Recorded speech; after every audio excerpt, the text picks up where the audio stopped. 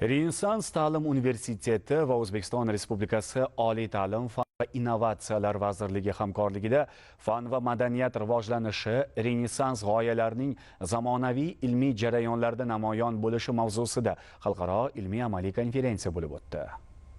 Hozirgi kunda Renessans ta'lim universiteti Koreya, Xitoy, Malayziya, Turkiya, Bolgariya va 15 dan ortiq davlatlar bilan professor, o'qituvchilar va talabalar almashinuvi, ilmiy hamkorlik, darslik va o'quv adabiyotlarini tayyorlashda xalqaro aloqalarni yo'lga qo'ygan. Shu maqsadda mazkur konferensiya fan va madaniyat o'rtasidagi bog'liqlikni tahlil qilish, tarixiy ildizlarni o'rganish va zamonaviy rivojlanish yo'nalishlarini muhokama qilishga qaratildi. O'tkazilayotgan bugungi xalqaro konferensiya juda katta ahamiyatga ega mohiyatan.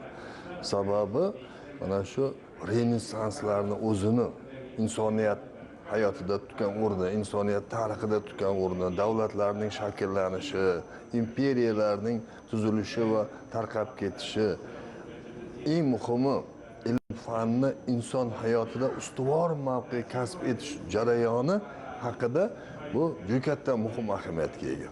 Tadbirda Renessans davrida shakllangan ilmiy falsafiy yondashuvlar, qadriyatlarning ilmiy, madaniy va texnologik jarayonlardagi ifodasi tahlil qilindi. Ularni qayta talqin qilish va yosh avlod tafakkuriga singdirish masalalari ham muhokama qilindi. As a Central Asian living in Central Finland, men Finlandiyada yashayman. Finlandiya maktablarida o'zbek o'qituvchilarining Finlandiya ta'lim tizimini o'rganishga tashrif buyurishganini eshitganimda hayratlandim. Bu o'zbek mutaxassislari o'z ta'lim tizimini takomillashtirishga intilayotganini ko'rsatadi. Ta'limdagi bunday almashinuv, g'oya va fikrlarni bo'lishish juda muhimdir.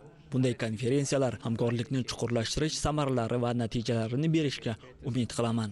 bildirimde Ushbu konferensiyada ta'lim sohasida amalga oshirilayotgan sun'iy intellekt qo'llanmalari haqida so'z yuritaman. Mazkur anjumanda O'zbekistonning yangi Renessans doirasidagi istiqbolli o'zgarishlari muhokama qilinadi.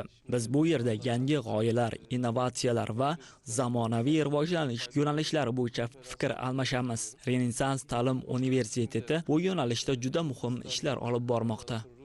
Konferensiya doirasida Renessans ta'lim universitetida Prime Education Finland bilan hamkorlikda Finlandiya ta'lim laboratoriyasi ochildi.